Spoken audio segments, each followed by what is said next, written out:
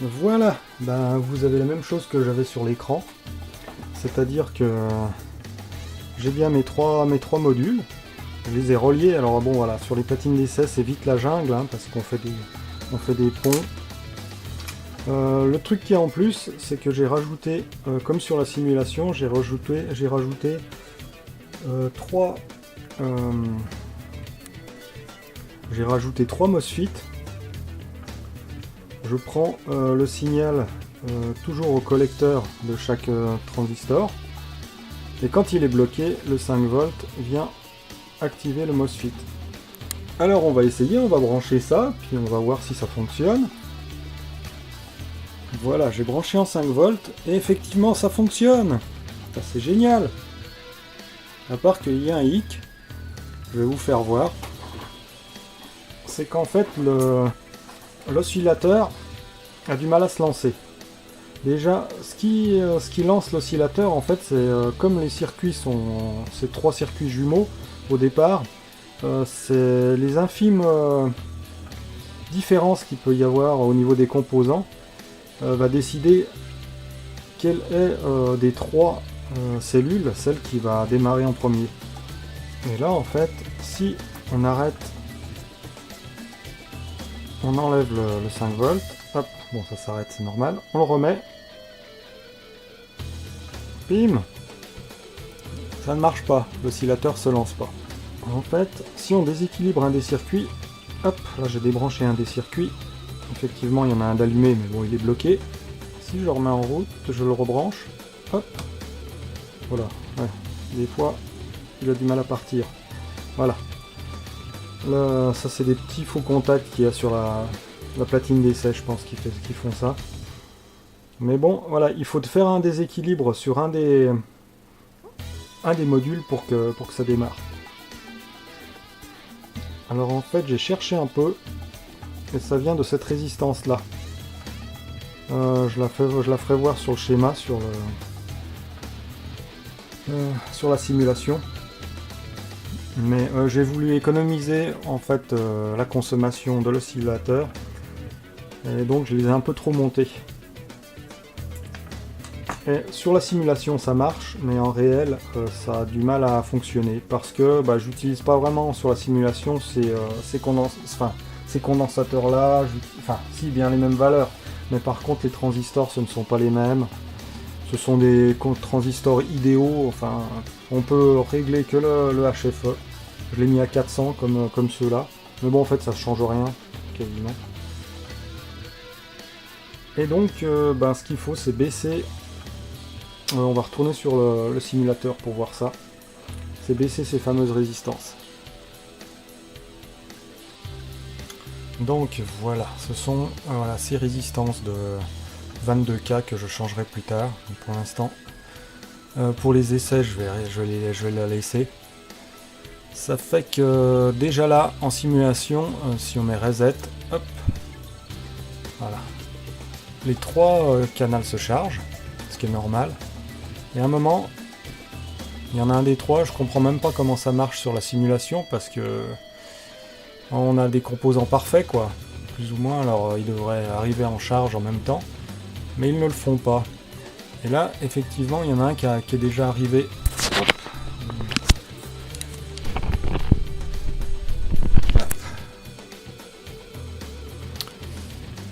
Et là, effectivement, il y en a un qui est déjà arrivé à charger. Et au début, on a un tressautement, et après, on part en résonance. Donc, là, je vais brancher mes deux sondes d'oscilloscope. J'en ai que deux, alors je pourrais pas mettre les trois canaux, mais enfin les trois modules, mais c'est pas grave. Sur les collecteurs des transistors, des deux premiers. Et là, on va pouvoir voir ou 0 volts, ou les 5 volts quand le transistor du module est bloqué. Ce qu'on voit, les graphiques qu'on voit en bas là. Et là, on va attendre que ça fasse la simulation. Et il va me donner la cadence en Hertz des signaux. Voilà, on est à... Après, ouais, au début, ça met des valeurs un peu... pas aléatoires, mais pas des valeurs précises, parce que on n'est pas en résonance parfaite. Là, on est parti en résonance parfaite. Et vu qu'on est en simulation, on est au ralenti. Une grosse graduation, je rappelle, correspond à 0,2 secondes. C'est bien ça.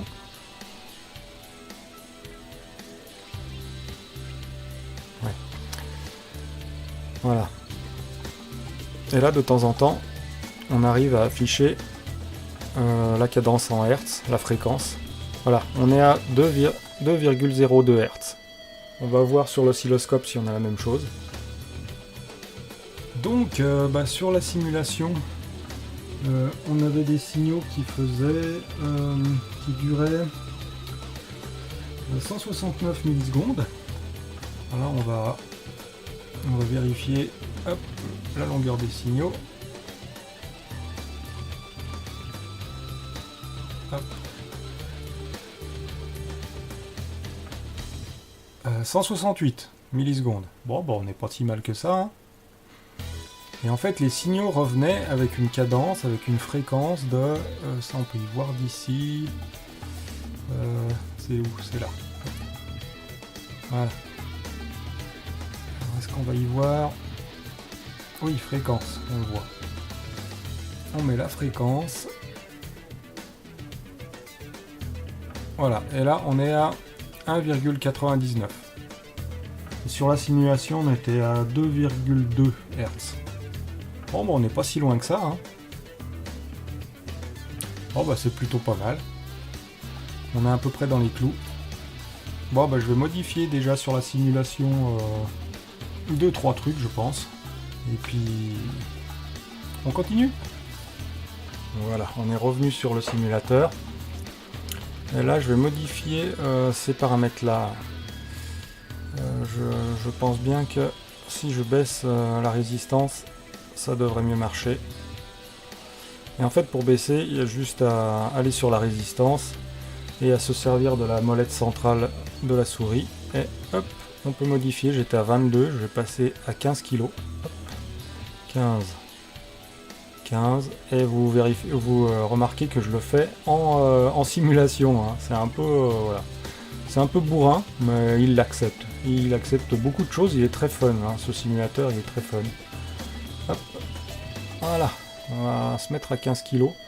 Bon, là, c'est surtout, je pense, en vrai qu'il faut que je le fasse pour voir si effectivement j'ai moins ce problème de démarrage. Donc, en plus des 15 kg là, que j'ai modifié, j'avais des 22, j'ai mis des 15. Comme ça allait un peu vite aussi, j'ai mis des condensateurs de 47 microfarads au lieu de 10. J'ai lancé la simulation. Effectivement, ça a ralenti tout ça. Je suis arrivé à changer l'étang du graphique là pour que ça soit un peu plus lisible. Et on obtient donc une fréquence de mise en route de chaque canot de 630 millihertz, je pense. Ça fait 0,63 Hz. Donc on a ralenti encore le changement de canot, la vitesse de changement de canot. Et j'ai rajouté une ligne là, en fait c'est la consommation du circuit. Alors on va pouvoir vérifier à l'oscilloscope si on a toujours les mêmes mesures. Donc la consommation du circuit là que j'ai rajouté en bas, là pour l'instant je suis à 18 mA. J'ai vérifié avec le voltmètre sur le circuit, sur le vrai circuit et pas la simulation, je suis plus à 25-30 mA. Bon, ça doit être le fait des LED là qui sont pas exactement les mêmes. Bon, on s'en fiche, ça marche. Tout va bien, je lui pardonne. Et donc, on va vérifier par rapport. J'ai pris même le temps d'allumage d'un canal qui est de 530 millisecondes. Avant, là, quand j'avais les 10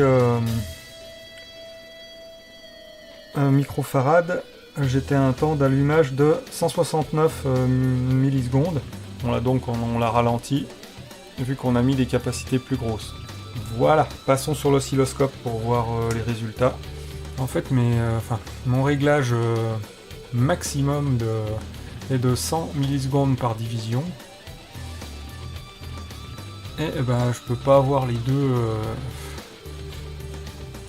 deux zones qui s'activent sur le même écran. Je suis obligé de me déplacer.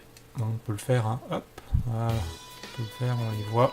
La troisième, je l'ai pas parce que j'ai pas 3 voies sur mon oscilloscope. Elle manque, mais c'est pas grave, on la déduit sans problème. Et là, effectivement, on a le temps. Bon, je vais peut-être pas prendre le temps de monter. On va prendre par là. Pour avoir le temps d'activation d'une zone. Et là, je suis à 576 millisecondes. Alors nous, ce qu'on avait vu sur le simulateur, on était à 530 millisecondes. Ouais, ça va, ça reste 570, 580, 530. Ouais, ça va, ça reste acceptable. Ce qu'on peut regarder aussi, c'est la fréquence. Je l'avais là, la fréquence. Elle est en bas, fréquency. Hop. Déjà, c'est bien les mêmes fréquences, c'est déjà sympa. Alors, on est à 0,582 Hz. Et moi, j'avais pris combien? 0,630 Hz. Pareil, hein. Là, c'est des composants parfaits. Là, j'ai mis des composants aussi, je les avais mesurés. Tiens, je les mesurais quand même. Mais ils étaient ok autour des 47 microfarads. Mais bon, c'est pas exactement ça. Mais bon, on tourne un peu dans les mêmes proportions, ça fait plaisir. D'où l'intérêt de faire la dernière mise au point sur une platine d'essai, hein, et pas sur une simulation, sur un simulateur. Comme c'est très lent, le phénomène est très lent, on peut y regarder à l'enregistreur de signaux transitoires. Et effectivement, on peut voir les deux canaux s'activer l'un après l'autre. Il manque le troisième, hein, je répète. Et là, on voit bien les phases d'activation et d'arrêt. Bien, alors petit correctif. Donc, j'avais oublié que, en fait, j'avais pas changé, j'avais changé aussi cette ligne-là. J'avais mis les 15 kg ici, mais j'avais changé aussi celle-là, en fait, qui servent juste à faire passer du courant dans les transistors. Et celle-là, elle est à 560 ohms pour chaque transistor. Et en fait, je vais la mettre en route. Et c'est comme ça que j'ai essayé sur l'oscilloscope. Ça ne change rien à la cadence à laquelle les circuits s'activent, les modules s'activent, mais par contre, ça change leur consommation. Et effectivement, là, quand je suis à 560, je suis à 26 mA, ce qui se rapproche des 25 à 30 mA que j'avais pu mesurer avec mon voltmètre, enfin mon ampèremètre. Voilà comment j'ai baissé la consommation du circuit. Bon, pas de grand chose, mais bon, toujours ça. Voilà, alors autant pour moi. Bon, je vais rester avec cette configuration là, et puis on va mettre au point les platines que je souderai en définitif. Vous verrez, je passerai aussi par le logiciel Designer qui me permettra de faire le plan des plaquettes que je vais faire. On verra ça au prochain épisode. Salut!